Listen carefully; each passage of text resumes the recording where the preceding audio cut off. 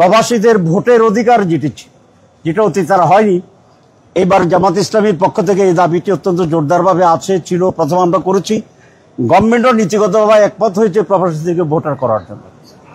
সেখানে আমি বলেছি এটাকে সহযোগিতা করার জন্যে আমাদের ন্যাশনাল আইডি মাধ্যমে তারা ভোটার হচ্ছে, ভোট দিতে পারবে। কিন্তু আমি বলেছি ন্যাশনাল আইডি করতে যদি কিছুটা জটিলতা হয়, সময় লেগে যায়, তাহলে আরও শর্ট কোনো ডকুমেন্ট দিয়ে, যেটা বাংলাদেশের নাগরিক এটাই প্রমাণ করে যথেষ্ট, যেমন পাসপোর্ট আছে, অন্য কোনো যদি কোনো কার্ড ইস্যু করে যেভাবে হোক এবার যেন তারা পরিপূর্ণভাবে ভোট দিতে পারে।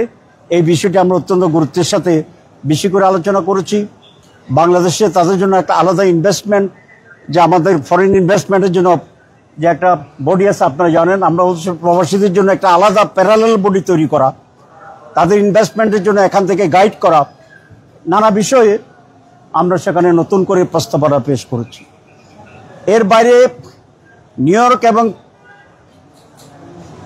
আমেরিকায় অবস্থানরত বিভিন্ন শহরের বাইরা সেখানে আমার জন্য একটা সম্বর্ধনা আয়োজন করেছিল, এবং আমি অবাক হলাম যে হাজার হাজার মানুষ সেখানে উপস্থিত হয়েছে। এটা মনে হচ্ছে যেন চিলমৈত্রী সম্মেলনে এক বিশাল সমাবেশে আমি যোগ দিচ্ছি। বিশাল উৎফুল্লতা ছিল, স্লোগানে এলাকা ভরপুর ছিল, মনে হয় এটা অ্যানাদার বাংলাদেশ ছিল, এরকম ছিল।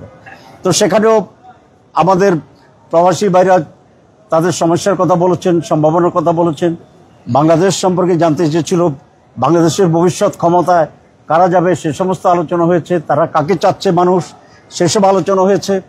বেশ করে ডাকসু এবং জাকসু নির্বাচনে যে রেজাল্ট হয়েছে তার প্রভাব দেখলাম শুধু বাংলাদেশে না, আমেরিকার মাটিতেও বাংলাদেশের ভিতরে বিশাল প্রভাব সৃষ্টি করছে, আলহামদুলিল্লাহ।